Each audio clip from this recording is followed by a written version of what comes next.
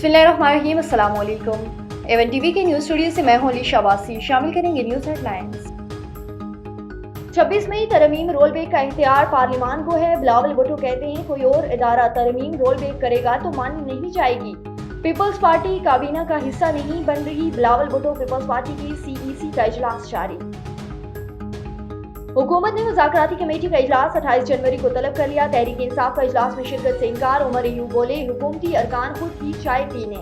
Barrister Gauhar बोले हुकूमत commission बनाए फिर बातचीत पर गौर करेंगे। मुज़ाकरात बच्चों का खेल नहीं, आए हमारे साथ बैठे। इरफान सदीकी का एक बार फिर PTI को मशवरा। बोले कमीशन बनाना है या नहीं, बैठकर बात होगी।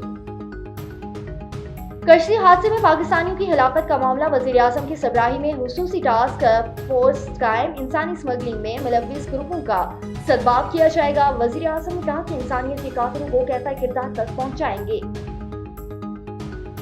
और पैका एक्ट तरमीमी बिल सेनेट में पेश। कायमा कमेटी के सपोर्ट। अपोजिशन अरकान का सेनेट में शदीद एहतजाज। बिल के खिलाफ सेनेट प्रेस गैलरी से सहाफ़ियों का वॉकआउट।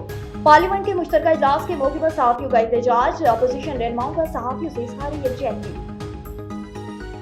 और मलिक रियाज के एहसासों की तहकीकात होनी चाहिए। ख्वाजा आसिफ ने कहा कि पैसे के जोर पर कोई शख्स रियासत को चैन नहीं कर सकता।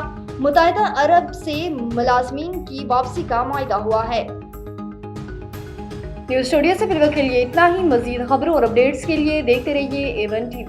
A1 TV, सब पे नजर, अंदर की खबर।